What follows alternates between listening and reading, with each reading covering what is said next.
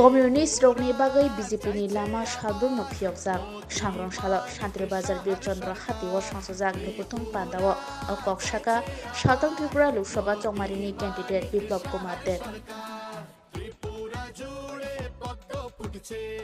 ঘরে ঘরে আওয়াজ উঠছে এই সুশাসন চলতে থাক আর সব বাধা ঘুচে যা ত্রিপুরা চাইছে আবার মোদি মানিক সাহার সরকার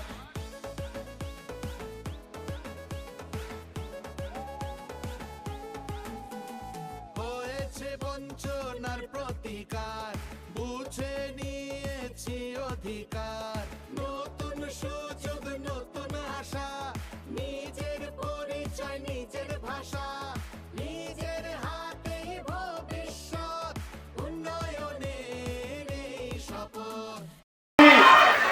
কমিশন সদস্য মানিক সরকারকে দেখা যায়নি, কারণ কি মানিক সরকার এই অবৈধ জোটের পক্ষে নয়।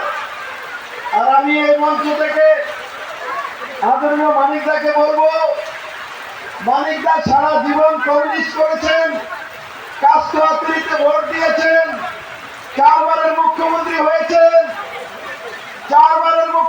হয়েছেন, এবার শেষ বেলায় আপনার বয়স যখন 70-এর উপরে, তখন গিয়ে আপনি হাত চিহ্নে ভোট দেবেন।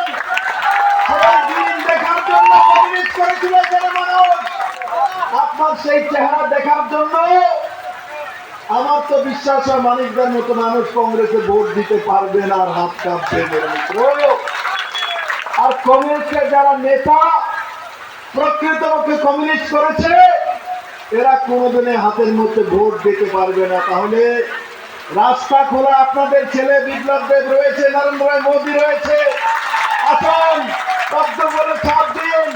ইফরা মাথা যেভাবে পদ্ম বলে ছাপ দেবে, আমাদের হরেন্দ্র রিয়াং যেভাবে পদ্ম বলে ছাপ দেবে, মানিক বাবু আপনিও পদ্ম বলে ছাপ দেন। হাতে ছাপ দিয়ে কোনো লাভ হবে না, হাতে ছাপ দিয়ে কোনো লাভ হবে না। পদ্ম বলেই যদি আপনি ভোট দেন, তো ত্রিপুরার মানুষ আপনাকে ইজ্জত দেবে, সম্মান দেবে। আর যদি আপনি হাত চিহ্নিত দেন, তাহলে মানিক বাবু এতদিনের আপনার যে এক ওদা তৈরি হয়েছিল, 4 বারের লাগাতার মুখ্যমন্ত্রী,